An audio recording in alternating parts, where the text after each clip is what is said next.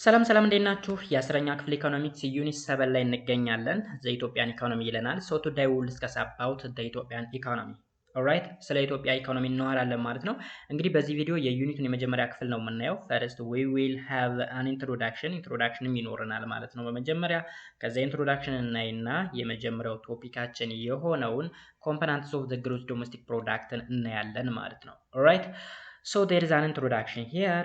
For about 100 years, the Ethiopian economy experienced a change from the market-oriented to the centrally planned and back to again the market-oriented economy.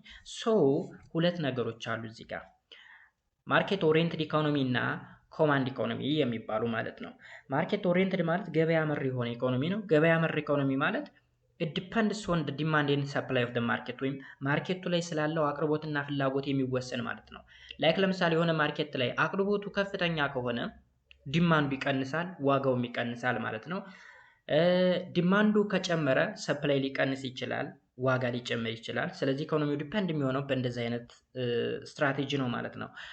ኮማንድ ሲሆን ግን ወይም ፕላንድ ኢኮኖሚ ሲሆን ግን መንግስት ነው የሚቆጣጠረው። እያንዳንዱ ነገር ኮንትሮል የሚያደርገው መንግስት ነው፣ ሁሉን ነገር ማለት ነው። ለምሳሌ የሆነን ፕሮዳክት ዋጋ የሚተምነው ራሱ መንግስት ነው ማለት ነው የሚሆነው። ሶ ሁለት ነገሮች እንዳሉ ትረዳላችሁ። መጀመሪያ እንግዲህ ማርኬት ኦሪየንትድ ነበረ፣ ከዛ ሴንትራሊ ፕላንድ የሆነ ኢኮኖሚ መጣ፣ ኤንድ አገን ወደ ማርኬት እንደገና ተመለስን ማለት ነው። ፍሮም ደ ሞናርኪ አፕ ቱ 1974 the economy was primarily agriculture። እንግዲህ ሞናርኪ ማለት ከነገስታቶች ወይም ከንጉሳውያን ዘመን ጀምሮ እስከ ደርግ መምጣት እስከ 1974 ድረስ ያለው የኢኮኖሚ ስርዓት ፕራይመርሊ ፎከስ የሚያደርገው አግሪካልቸር ወይም ግብርና ላይ ነበረ። the economy was based on the feudal system under which a land ownership was highly equitable with the major portions of the farmlands being in the hands of the wealthy landlords and very few industries that existed were owned by the foreigner። እዚህ ጋር እንግዲህ ምን መሰላችሁ በሞናርኪ ዘመን የነበረው ፊውዳል ስርዓት ነው። የፊውዳል ስርዓት ማለት ደግሞ አብዛኛው የሀገሪቱ መሬት በትንሽ ሰዎች እጅ ውስጥ መሆን ማለት ነው። ስፔሻሊ በመኳንንቶች በጌቶች እጅ ውስጥ መሆንና የመሬት ባለሀብቶች ወይም ከበርቴዎች የሚባሉ የነበሩበት አብዛኛው ሰው ደግሞ ለነሱ አገልጋይ የሆነ ወይም ደግሞ የነሱ አራሽ የሆነበት ሁኔታ ነበረ ማለት ነው። ኢቭን ኢንዱስትሪዎችን እንኳን ብናይ በጣም ጥቂት የሚባሉ ኢንዱስትሪዎች ናቸው። እነዚህም የውጭ ኢንዱስትሪዎች ናቸው ወይም ደግሞ የውጭ ባለሀብቶች የሚቆጣጠሯቸው ኢንዱስትሪዎች የነበሩት ማለት ነው ዱሪንግ ሞናርኪ ወይም ደግሞ በንጉሳውያን ዘመን ማለት ነው። During the military regime from 1974 up to 1991 the economy shifted to the command economy where socialist principles and ideology ruled። በሚሊታሪ ሪጅም ደግሞ ወይም ይሄ በወታደራዊ መንግስት የምንለው ደግሞ የደርግ መንግስት ማለት ነው ከ1974 እስከ 91 ድረስ ያለው መንግስት የነበረበት ጊዜ ደግሞ ኢኮኖሚው ከአግሪካልቸራል መር ወደ ምን ተቀየረ? ወደ ኮማንድ ኢኮኖሚ ኦኬ፣ ወይ ፕላንድ ወደ ተደረገ ወይም ደግሞ መንግስታዊ ቁጥጥር ወዳለበት ማለት ነው። ይህም ሀሳብ የመጣው እንግዲህ ከሶሻሊስት ፕሪንሲፕል እና ኢዲዮሎጂን በመከተል ነው። ይህ እንግዲህ የነራሺያ ኢዲዮሎጂ የነበረ ነው ማለት ነው።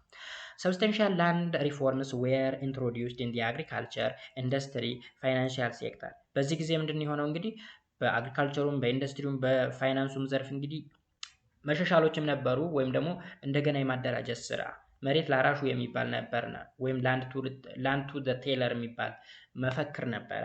ይሄ ከባለ ሀብቶች የመሬት ባለ ሀብት ከበርቴዎች ከሚባሉት መሬትን እየቀሙ እየነቀሉ በመንግስት ቁጥጥር ስር በመዋል ሁሉም በጋራ እንዲሰራ የማድረግ ስራ። ኦኬ፣ ለምሳሌ አንድ ሰፊ እርሻ መሬት ቢኖር እዛ ሰፊ እርሻ መሬት ላይ እዛ አካባቢ ያለው ማህበረሰብ በሙሉ ያርሳል። ሁሉም ያርሳል፣ ይኮተኮታል፣ ያርማል፣ ምን ይላል፣ ይንከባከባል። ለመጨረሻ ምርቱን በጋራ ነው የሚካፈሉት። እሱ እንግዲህ ኮማንድ ኢኮኖሚ ብለን እንጠራዋለን። The government owned all the large scale manufacturing industry, banks, insurance companies። እንግዲህ ትልልቅ የሚባሉ ማኑፋክቸሪንግ ኢንዱስትሪዎች፣ ባንኮች፣ ኢንሹራንሶች በመንግስት ቁጥጥር ውስጥ ነበሩ። የግል የሚባል ነገር የለም ወይም ፕራይቬታይዜሽን የሚባል ነገር የለም። In spite of all these measures, the regime failed to solve the Ethiopian multifaceted problem። እንግዲህ መንግስት ይህን ያህል ነገር ባያደርግ እንኳ በዛ ዘመን በደርግ ዘመን የኢትዮጵያ ችግር ሊፈታ አልቻለም። ፌል አድርጓል ማለት ነው ይሄ ሪጅም ወይም ደግሞ ይሄ ሚሊታሪ ጁንታ የምንለው ማለት ነው። በት ሌላ አዲስ ነገር ተፈጠረ። at the end when on May 28 1991 the PRDF marched to Addis Ababa and seized power። ኦኬ፣ ይሄ ሪጅም የወደቀው መቼ ነው? ወይም ደግሞ የኮማንድ ኢኮኖሚ የሚባለው ነገር የወደቀው መቼ ነው? በግንቦት 28 1991 ወይም በእኛ በ1983 አካባቢ ማለት ነው ኤፒአርዲኤፍ ወይም ደግሞ ኢህአዴግ ብለን የምንጠራው መንግስት አዲስ አበባ ሲገባና ስልጣን ሲይዝ ነው። ኤፒአርዲኤፍ ማለት ኢትዮጵያን ፒፕል ሪቮሉሽናሪ ዲሞክራቲክ ፍሮንት ማለት ነው። የኢትዮጵያን ፒፕል ሪቮሉሽናሪ ዲሞክራቲክ ፍሮንት ወይም ደግሞ ኢህአዴግ ስንል የኢትዮጵያ ህዝብ አብዮታዊ ዴሞክራሲያዊ ግንባር እንደማለት ነው። ወይም ብልጽግና የሚባለው መንግስት ፓርቲ ከመምጣቱ በፊት አገር ሲገዛ የነበረው ማለት ነው። After the PRDF assumed power in 1991, the government followed the market-oriented economy. ስለዚህ ኢህአዴግ የሚባለው መንግስት በ1991 አውሮፓውያን አቆጣጠር ስልጣን ከያዘ በኋላ እንደገና ወደ ማርኬት ኦሪየንትድ ኢኮኖሚ ሀገሪቱ ትሸጋገር ችላለች ማለት ነው። ወይም ደግሞ ካፒታሊዝም ወደሚባለው ማለት ነው። አሁን ሶሻሊዝም ካፒታሊዝም የሚባሉ የኢኮኖሚ ስርዓቶች ስላሉ ነው። It supported economic reform based on privatizations of state enterprises, promotions of agricultural exports, deregulations through the move towards the free markets of the economy.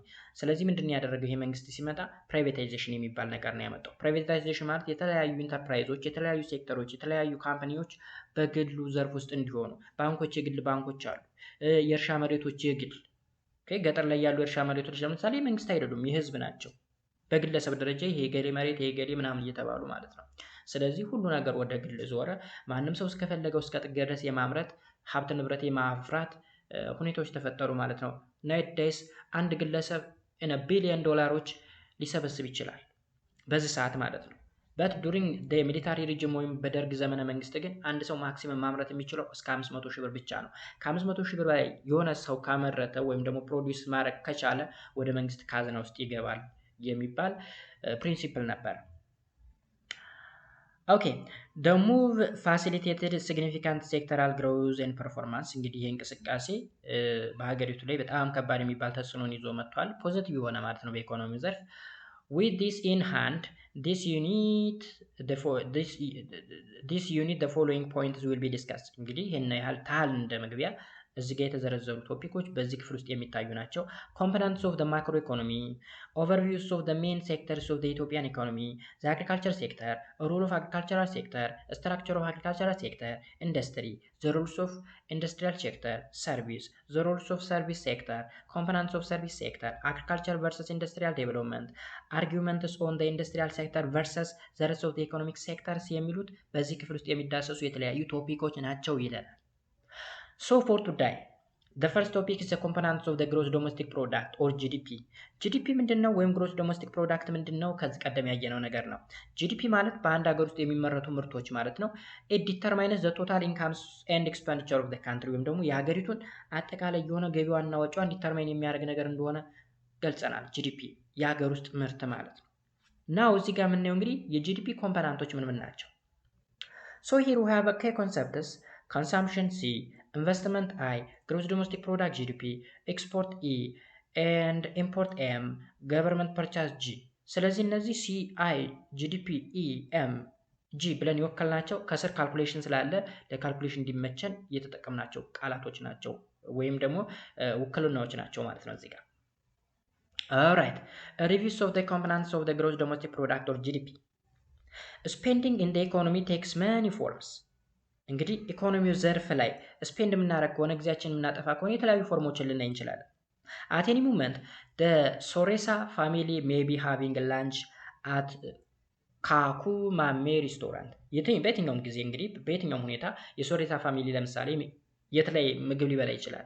ካኩማሜ ሬስቶራንት ላይ ምግብ ሊመገብ ይችላል። አንድ ሃይሌ ሞተርስ may be build a car factor። ይሄ ደግሞ ሌላ ነው። የኢትዮጵያ ናሽናል ዲፌንስ ፎርስ ወይም ደግሞ መከላከያ ሰራዊት የምንለው ማለት ነው ሜቢ ፕሮካሪንግ ድሮን ሊገዛ ወይም ሊያበር ወይም ደግሞ ሊተኩስ ይችላል። የመከላከያ ዘርፍ ሊገዛም and the Ethiopian Airlines may be buying an aeroplane from the Boeing። የኢትዮጵያ አየር መንገድ ደግሞ ከቦይንግ ምን ሊገዛ ይችላል? አውሮፕላን ሊገዛ ይችላል። ስለዚህ GDP includes all of these various forms of spending on domestically produced goods and services። አያችሁ GDP ማለት እንግዲህ እዚህ ላይ የተዘረዘሩት ነገሮችን በአጠቃላይ የያዘ ነው። ሶሬሳ ፋሚሊ ካኩማሜ ሬስቶራንት ላይ ምግብ በላ። ስለዚህ ሬስቶራንቱ ላይ ኢንቨስት የሚደረግ ነገር አለ። ያ ማለት ኢንቨስት ስላችሁ ባለቤቱ ሳይሆን አንድ ግለሰብ ሬስቶራንት ላይ ሄዶ ሲመገብ የሚመጣው ገቢ ወጪ ምናምን አለ። አንድ ኃይሌ ሞተር የተለያዩ መኪናዎችን ይገጣጠማል። እዚህ ጋር እንግዲህ ገቢዎች ምናምን ይኖራሉ። የገንዘብ ገቢ ወይም ኢንካም አለ። 2 የኢትዮጵያ ናሽናል ዲፌንስ ወይም ደግሞ መከላከያ ሰራዊት ምን ሊያደርግ ይችላል? ድሮን ሊያገኝ ይችላል፣ ሊገዛ ይችላል። ይሄም ኖ ሊገዛ የሚለውን እንተውና ስለ ምርት ስለ ጂዲፒ ስለሆነ እያወራን ያለ ነው። ድሮን ሊያመርት ይችላል ብለን እንውሰድ። ኦኬ ስለዚህ ይሄም አንድ ሌላ ነገር ነው። አሁንም የኢትዮጵያ አየር መንገድ ከቦይንግ ካምፓኒ ሌላ አውሮፕላን ገዛ። እነዚህ ነገሮች በጥቅሉ ተደማምረው ምናምን ጂዲፒ ይባላሉ። ጂዲፒ ኦኬ ስለዚህ ጂዲፒ ማለት በአንድ ሀገር ውስጥ የሚደረገው ቶታል ኢንካም እንዲሁም ኤክስፔንዲቸር ወጪውና ገቢውን ነው የሚዋረው። To understand how the economy is using its scarce resource, economists study the consumptions of GDP among the various types of spending. እንግዲህ ኢኮኖሚውን አንደርስታንድ ለማድረግ በተለይ ደግሞ ስኬር የሆነ ሪሶርስ ላይ ስኬር ማለት ሊያልቅ ጠፊ የሆነ ሪሶርስ ላይ ኢኮኖሚውን ለማጥናት ወይም ለመረዳት ኢኮኖሚስቶች ምን various types of spending አይተዋል። ወይም ደግሞ to do this GDP with we denote y እንግዲህ GDP ነው ብለን ብንነሳ is divided into 4 components: the consumption, investment, government purchase and the net export NX. ስለዚህ GDP y ነው ብለናል። GDP which is equals to C plus I plus G plus NX where NX is export X minus import I. ስለዚህ ተመልከቱ GDP ማለት ምን ማለት ነው ካልን የነዚህ ዝርዝር ድምር ውጤት ነው። አንደኛ የኮንሰምፕሽን፣ ሁለተኛ የኢንቨስትመንት፣ ሶስተኛ የገቨርንመንት ፐርቻዝ፣ አራተኛ የኔት ኤክስፖርት። ኔት ኤክስፖርት ማለት ደግሞ ኤክስፖርቱ ወደ ውጭ ያወጣ ነው ሲቀነስ ኢምፖርቱ። ኢት ሜይ ቢ ኔጌቲቭ ሊሆን ይችላል። በተለይ እኛ ሀገር ላይ ኔጌቲቭ ነው። ቢኮዝ ኤክስፖርት ከምናደርገው ይልቅ ኢምፖርት የምናደርገው በብዙ ሺዎች እጥፍ ስለሚበልጥ ማለት ነው። ግን አንድ የበለጸገች ሀገር ኢምፖርትና ኤክስፖርቷ ሲወዳደር ኤክስፖርቷ ሃይ ነው ከኢምፖርቱ አንጻር ማለት ነው። ስለዚህ ጂዲፒ ማለት የነዚህ ሁሉ ድምር። This equation is an identity, an equation that must be true because of how the variables in the equations are defined. In this case, because each burst of expenditure included in GDP is placed into one of the 4 components of GDP, the totals of the 4 components must be equal to GDP. So GDP ማለት ባጭሩ ይሄን እያብራራልን ያለ የነዚህ ሁሉ ድምር ውጤት ነው። ኤክስፔንዲቸሩም ኢንካሙም ሊሆን ይችላል አጠቃላይ። ኦኬ ኮንሳምፕሽኑ፣ ኢንቨስትመንቱ፣ ገቨርንመንት ፐርቻዙ፣ ኔት ኤክስፖርቱ ምናምን የዙላ ድምር ውጤት ነው ጂዲፒ የሚሰጠን ወይም የአራቱ ኮምፖናንት ሁላ ነው እያለኝ ነው ያለው። ሶ ዘ ቶታልስ ኦፍ ዘ 4 ኮምፖናንት መስት ቢ ኢኳል ቱ ጂዲፒ። ስለዚህ እነዚህ ተደማምረው ከማን ጋር እኩል መሆን መቻል አለባቸው? ከጂዲፒው ጋር እኩል መሆን መቻል አለባቸው። ዶስ አር ሳይድ ቱ ቢ ኮምፖናንትስ ኦፍ ጂዲፒ ብለን እንጠራቸዋለን። እነ ኮንሳምፕሽን፣ እነ ኢንቨስትመንት፣ እነ ገቨርንመንት ግሮዝ ማነው ፐርቻዝ፣ ኔት ምናምን የምንላቸው ነገሮች በሙሉ they are components of the GDP። እስኪ እያንዳንዳቸውን እዚህ ጋር እያንዳንዳቸው አለ። ኮንሳምፕሽን ምንድነው? ኢንቨስትመንት ምንድነው? ገቨርንመንት ፐርቻዝ ምንድነው? ምናምን ዝርዝራቸው አለ። ከዛ በፊት ግን እዚህ ጋር there is a table ምሳሌ አለን። እዚህ ጋር GDP and its component numerical example የተሰጣለ እዚህ ጋር አሁን ጂዲፒ እንዴት እንደሚሰራ እንዴ። ኦልራይት ኮምፖናንት ሌትስ ሳይ ግሮስ ዶሜስቲክ ፕሮዳክት ኦፍ ዋይ ማን ነው? ዋይ ወይም ጂዲፒ ማለት ነው። እዚህ ጋር 14259 ዶላር አለ ቶታል ቢል በር ፐርሰን በሰው ደግሞ ወይም ጂዲፒ ፐር ካፒታ ማለት 46372 ይለናል። ኤንድ ፐርሰንት ኦፍ ቶታሊ 100% ምናምን ይላል። ከዛ ተመልከቱ እዚህ ጋር አሁን እዚህ ጋር ኮንሳምፕሽን 10093፣ ኢንቨስትመንት 1000 ምናምን 1623፣ ገቨርንመንት ፐርቻስ 2933፣ ኔት ኤክስፖርት እንግዲህ ኔጌቲቭ መጥቷል። ኔጌቲቭ መጣ ማለት ምን ማለት ነው? ኤክስፖርቱ ከኢምፖርቱ አንሷል ማለት ነው። ስለዚህ ቶታል ስደምሩት ይሄን እዚህ ጋር ያለውን ነገር ስደምሩት 14259 ይመጣል ማለት ነው።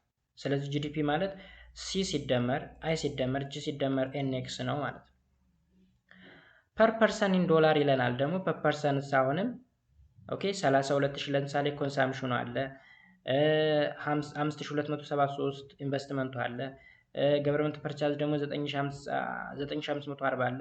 ከዛ ኔቱ ደግሞ ኔጌቲቭ 1269 አለ። ስደምሩት አሁንም 46000 ምናምን ይመጣል። ፐርሰንት ደግሞ ቶታል ለምሳሌ ኮንሳምፕሽን 71% ኮንሳምፕሽን አለ፣ 11% ኢንቨስትመንት፣ 21% ገቨርንመንት ፐርቻዝ ኤንድ ኔጌቲቭ 3 ምን አለ ኔት ኤክስፖርት አለ። ስለዚህ ቀጥታ ይሄንን መደመር እና ዋይን መፈለግ በጣም ሲምፕል ነገር ነው የዚህን ፎርሙላ በመጠቀም ማለት ነው። ሶ እያንዳንዱ ኮንሳምፕሽን ግን ምን ማለት ነው? ኢንቨስትመንት ምንድነው? ገቨርንመንት ፐርቻዝ ምንድነው? ኔት ኤክስፖርት ምንድነው? ማን ነው ያ ኔት ኤክስፖርት ምንድነው የሚለውን ነገር እስኪ እንይ። የመጀመሪያ የምናገኘው ኮንሳምፕሽን ነው። ኮንሳምፕሽን is spent by the households of goods and services with the exceptions of purchase of a new house። ኮንሳምፕሽን ስንል እንግዲህ አንድ ግለሰብ እዚህ ጋር ሃውስሆልድ ስንል እንደ ግለሰብ ቁጠሩት፣ በቤት ደረጃ ምናምን ማለት ነው። አንድ ሃውስሆልድ ወይም ደግሞ አንድ ግለሰብ ስፔንድ የሚያደርገው ወይም የሚያጠፈው ጉድስ ኤንድ ሰርቪስ ነው። ከምን ውጭ? ከቤት ግዢ ውጭ። ቤት ግዢን ከኮንሳምፕሽን ውስጥ አይመድበው። ስለዚህ እዚህ ጋር ጉድስ ኤንድ ሰርቪስ ስንል ደግሞ ጉድስ የራሱ ትርጉም ይኖረዋል። ጉድስ ምን ማለት ነው? ጉድስ ኢንክሉድ ሃውስሆልድ ስፔንዲንግ ኦን ዱሬብል ጉድስ ሰች አስ አውቶሞቢል አፒሊያንስስ ኤንድ ነን ዱሬብል ጉድስ ሰች አስ ፉድስ ኤንድ ክሎዝስ። ስለዚህ ጉድስ ስንል ለፍጆታ የምንጠቀማቸው የተለያዩ እቃዎች ማለት ነው። ሸቀጣ ሸቀጦች ሊሆኑ ይችላሉ፣ ቤት ውስጥ የምንገለገልባቸው እቃዎች፣ መኪናዎች፣ እንዲሁም አልባሳት፣ ምግብ ምናምን ዚያር ሳይድ ቱ ቢ ጉድስ ይባላል። ወረቦስ ሰርቪስ ስንል ደግሞ አገልግሎት ናቸው። ኢንክሉዲንግ ሰች ኢንታንጂብል አይተምስ አስ ሄር ካትስ ኤንድ ሜዲካል ኬር። ለምሳሌ የጤና አገልግሎት ስናገኝ፣ ፀጉር ቤት ሄደን ምናምን ፀጉራችን መስተካከል ስንችል፣ የትራንስፖርት አገልግሎት ስናገኝ፣ የቴሌ አገልግሎት፣ የመብራት ምናምን ዲያር ሳይድ ቱ ቢ ሰርቪስስ ተብለው ይጠራሉ። ሃውስሆልድ ስፔንዲንግ ኦን ዘ ኤጁኬሽን ኢዝ አልሶ ኢንክሉድድ ኢን ኮንሳምፕሽንስ ኦፍ ሰርቪስስ። ኢቭን ትምህርት ራሱ የትምህርቱ ዘርፍ ራሱ አገልግሎት ነው አይደለም? ከሰርቪስ ውስጥ ነው የሚመደበው። ሶ ኮንሳምፕሽንም ነው። ኢንቨስትመንት ላይ ስንመጣ ደግሞ ኢንቨስትመንት ኢዝ ዘ ፐርቻዝ ኦፍ ጉድስ ዛት ዊል ቢ ዩዝድ ኢን ዘ ፊውቸር ቱ ፕሮዲውስ ሞር ጉድስ ኤንድ ሰርቪስ። ኢንቨስትመንት የምንለው ደግሞ ምንድነው? ዘ ፐርቻዝ ኦፍ ጉድስ የሆነን አገልግሎት ወይም የሆነን ነገር የመግዛት ሁኔታ ነው ኢንቨስትመንት የምንለው። ይህንን ገዝተን ግን ምንድነው የምናደርገው? ለፊውቸር የተሻለ ፕሮዳክት ወይም የተሻለ ጉድስ ኤንድ ሰርቪስስ ማምረት ሲቻል።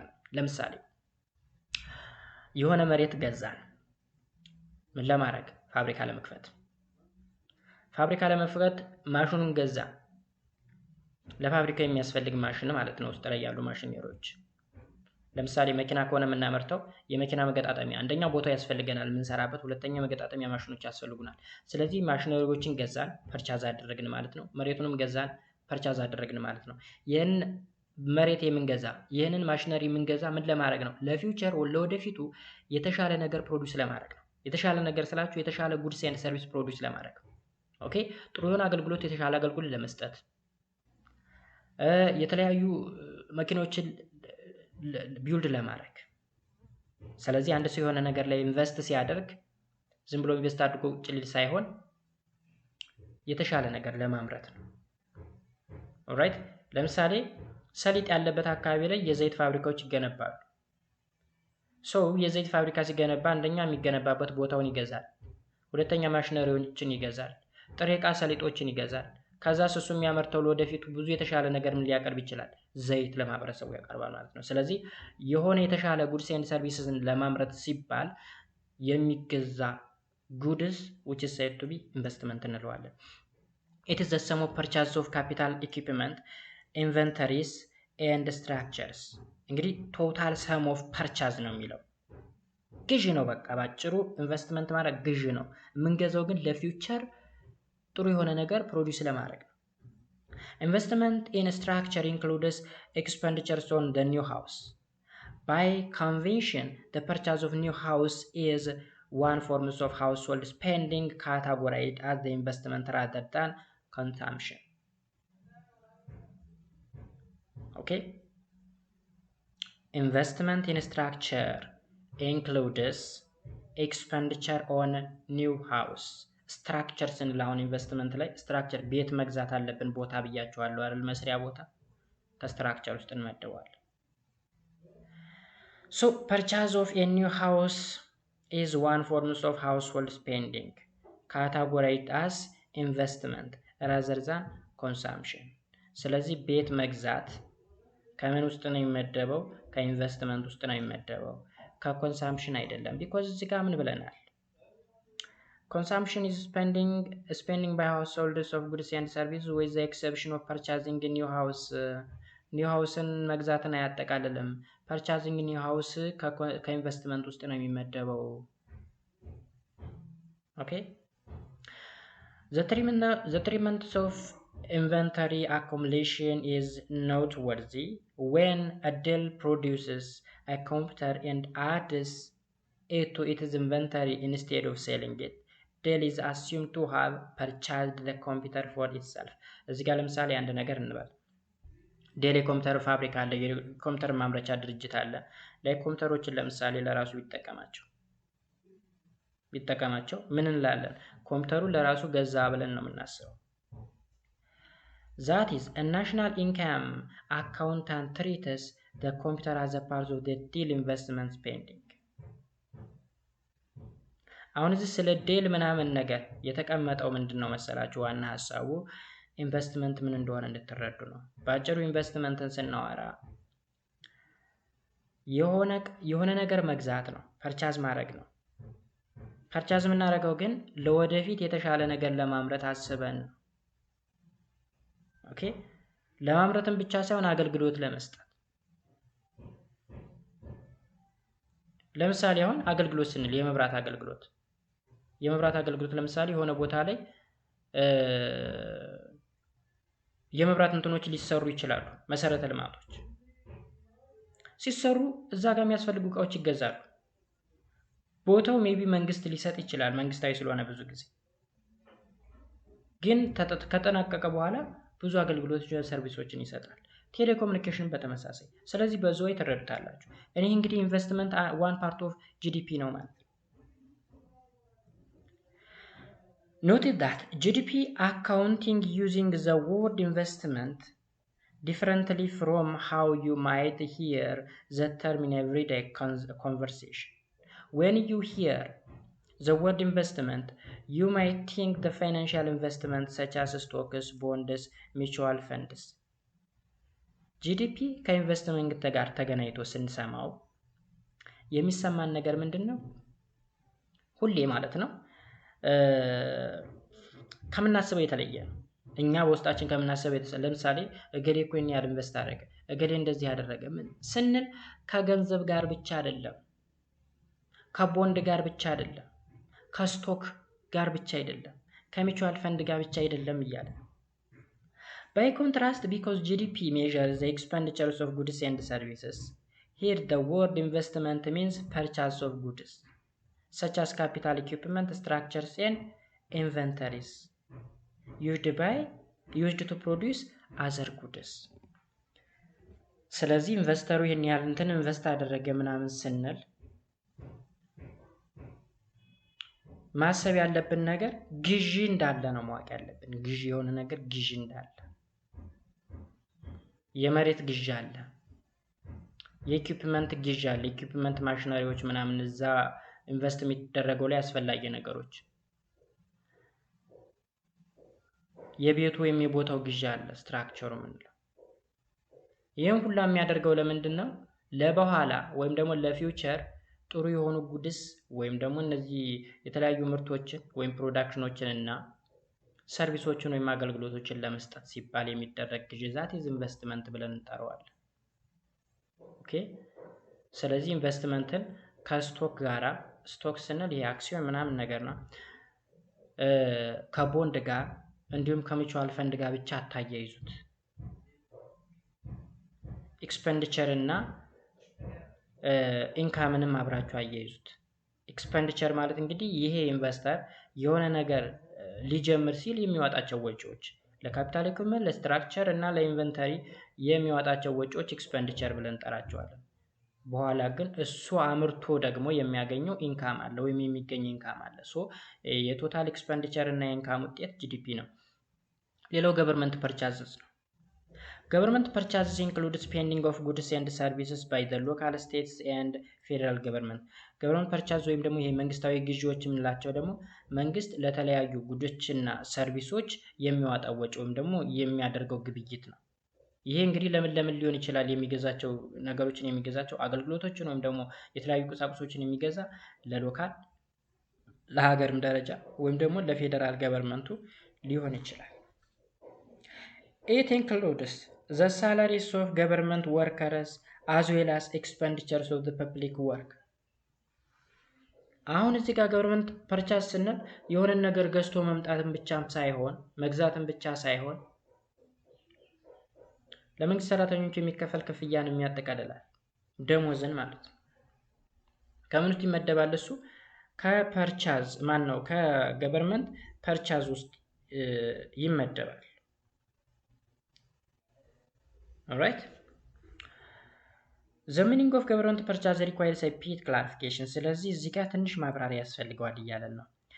when the government pays the salary of an army general or a school teacher that salary is a part of the government purchase አሁን አንድ መንግስት አለ። አንድ መንግስት ለሆነ ጀነራል ወታደራዊ ጀነራል ደሞዝ ሊከፍል ነው ወይም ደግሞ ለሆነ ትምህርት ቤት መምህር ደሞዝ ሊከፍል ነው። የሚከፍለው ክፍያ ከገቨርንመንት ፐርቻዝ ውስጥ አንዱ ነው የሚለው። But when the government pays a school security benefit to the person who is elderly or an employment insurance benefit to the worker who was recently laid off, the story is very different. ነገር ግን አለ መንግስት አሁንም ለኤልደሮች ወይም ደግሞ ጀስት ጡረታ ለወጡ ሰዎች ወይም ደግሞ አንኤምፕሎይመንት ኢንሹራንስ ቤኔፊት አለ ለሱ ሲከፍል ከዚህ ከላይኛው ሐሳብ ይለያል። These are called transfer payments because they are not made in exchange for the current produced goods and services. Transfer payment alter household income but they do not reflect the economy's production. ባጭሩ እዚህ ጋር ተመልከቱ። አሁን ኢንሹራንስን በተመለከተ ለኤልደሮች ወይም ደግሞ ለጡረተኞችም በተመለከተ የሚከፈል ክፍያ I think 7% ይመስለኛል። 7%ቱ የራሱ ነው የሰራተኛው ቀደም ሲሰራ የነበረው ገንዘብ ነው። 11% አካባቢ መንግስት ይሸፍናል። ሶይም ብለን ምን እንጠራዋለን? ትራንስፈር ፓይመንትስ ብለን ነው የምንጠራው። አንድ የመንግስት ሰራተኛ ሲሰራ ከደሞዙ እየተቆረጠ የሚቀመጥ ፔንሽን የሚባል አለ፣ የጡረታ ተብሎ የሚቆረጥ ምናምን ነገር። ኢንሹራንስንም በተመለከተ ለምሳሌ አንድ የመኪና ባለ ንብረት ኢንሹራንስ የሆነ ኢንሹራንስ ለምሳሌ በርካታ ኢንሹራንሶች አሉ። እዛ ጋር አባል ሲሆን ወይም የዛ ማህበር ክፍል ሲሆን በየጊዜው ብር እያዋጣ ይከፍላል። አደጋ ቢደርስበት በኋላ እንዲከፍለው ማለት ነው። ሶ በዛው ይተረዱት። From macroeconomic standpoint, transfer payments are like a negative tax because GDP is intended to measure the income from and expenditure on the productions of goods and service. Transfer payments are not counted as a part of government purchase. So ጠቅለል ስናደርገው ትራንስፈር ፓይመንት ወይም ደግሞ ለኤልደርሊ እና አንኤምፕሎይመንት ኢንሹራንስ የሚከፈለው ክፍያ ከምን ውስጥ አይመደብም? ከገቨርንመንት ፐርቻዝ ውስጥ አይመደብም። ከገቨርንመንት ፐርቻዝ ውስጥ የሚመደበው መንግስት ለሰራተኞቹ የሚከፍለው ደሞዝ፣ የሚሰጠው አገልግሎት፣ የሚያደርገው አጠቃላይ ግብይት እንጂ ትራንስፈር ፓይመንት የሚባል ነገር እዚህ ውስጥ አይካተትም ብያለሁ። በአጭር አማርኛ ይህንን ሐሳብ አሁንም ስደግምላችሁ ሳጠቃልላችሁ ትራንስፈር ፓይመንት ማለት በአንድ ሳይድ ብቻ የሆነ ክፍያ ነው። በአንድ ሳይድ ብቻ የሆነ ስላችሁ ከአንዱ ወደ አንዱ ትራንስፈር የሚደረግ ከመንግስት ወደዛ ግለሰብ ትራንስፈር የሚደረግ ነው። ለምን ከጂዲፒ ውስጥ ነው ከገቨርንመንት ፐርቻዝ ውስጥ እንደማይመደብ ልንገራችሁ እዚህ ጋር ላስረዳችሁ። ትራንስፈር ፓይመንት ማለት ምንድነው ይለዋል መሰላችሁ? Transfer payment in economics is a one-side payment from one party to another, where no goods and services are exchanged in turn. Goods and service exchange ሳይሆን ወደ አንድ ሳይድ ብቻ የሚተላለፍ ገንዘብ። ለምሳሌ ለምን የሚከፈል ይላል መሰላችሁ? ለሶሻል ሴኩሪቲ የሚከፈል ፓይመንት አለ። ለአንኤምፕሎይመንት ኢንሹራንስ የሚከፈል አለ። ለዌልፌር ፕሮግራም የሚከፈል ወይም ደግሞ በጣም ኒድ የሆኑ እርዳታ የሚያስፈልጋቸው ሰዎች የሚከፈል ክፍያ አለ። ይሄ ነገር በሙሉ ከምን ይቆጠራል መሰላችሁ? ከትራንስፈር ፓይመንት ይቆጠራል። ስለዚህ ገቨርንመንት ፐርቻዝ አይደለም። ገቨርንመንት ፐርቻዝ ውስጥ ያሉ ግን ደሞዝ የሚከፍላቸው ለምሳሌ ለሰራተኞቹ ደሞዝ ሲከፍል፣ ለትምህርት ቤት፣ ለአንድ ጀነራል ምናምን ክፍያ ሲከፍል በምትኩ ጥቅም እያገኘ ለአንድ መምህር ክፍያ ሲከፍል ወጪ ብቻ አይደለም ያለበት፣ ለመምህሩ የሚከፍለው ወጪ ብቻ አይደለም ያለው፣ ልማት እያለማ ያ መምህር እየሰራ እኮ ነው እየሰራ ነው። ስለዚህ መምህሩ ስራ በመስራት መንግስትን ያግዛል፣ መንግስት ደግሞ ደሞዝ በመክፈል መምህሩን ያግዛል። ስለዚህ በወሳይድ ነው፣ በሁለቱም ነው የሚደጋገፈው ማለት ነው።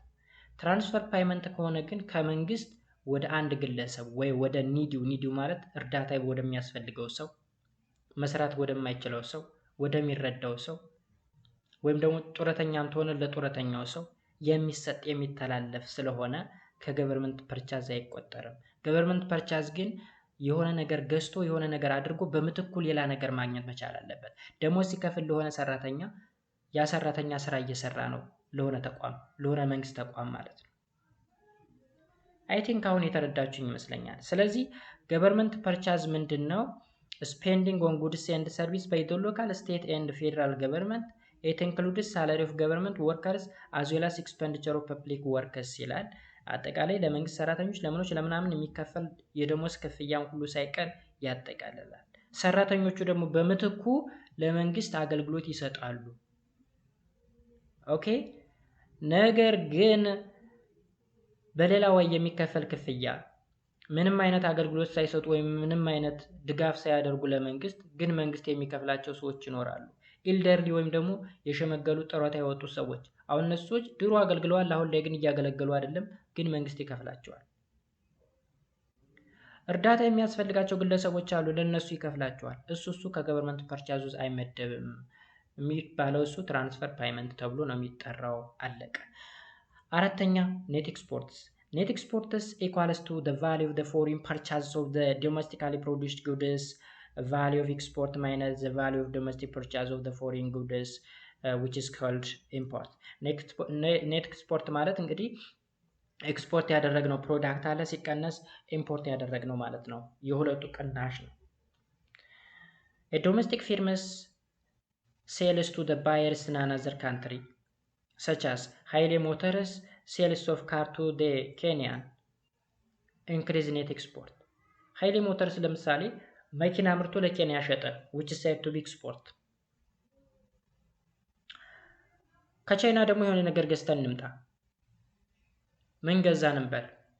ቴሌቪዥኖችን፣ ስልኮችን ገዝተን መጣን, which is said to be import. ስለዚህ ሀገሪቱ ኢምፖርት ያደረገችው ፕሮዳክት አለ፣ ኤክስፖርት ያደረገችው ፕሮዳክት አለ። ኤክስፖርት ያደረገችው ሲቀነስ ኢምፖርት ያደረገችው which is said to be net export እንለዋለን። ኔት ኤክስፖርት ላደጉ ሀገሮች ፖዚቲቭ ነው፣ ላላደጉ ሀገሮች ደግሞ ኔጌቲቭ ነው። ለምን ካል ያደጉ ሀገሮች ሞር ኤክስፖርት ያደርጋሉ ኢምፖርት ከሚያደርጉት ይልቅ፣ ያላደጉት ግን ኢምፖርት የሚያደርጉት ነው የሚበዛው። The net in net export refers to the fact that the value of import is subtracted from the value of export. This subtraction is made because other components of GDP include imports of goods and services. For example, suppose that the household buys 300,000 car from Toyota, the Japan car maker. አሁን እስቲ ስለ ኢምፖርት እና ኤክስፖርት እዚህ ጋር በምሳሌ እንዴት ኔት ሊሆን እንደቻለ። አንድ ግለሰብ በ300,000 ብር ቶዮታ መኪና ገዛ ማለት ከቶዮታ ካምፓኒ ጃፓን ውስጥ ከሚገኘው መኪና ሰሪ ተቋም በ300,000 ብር የሆነ መኪና ገዛ እንበል። That transaction increase the consumptions by 300,000 because car purchases are part of the consumer's spending.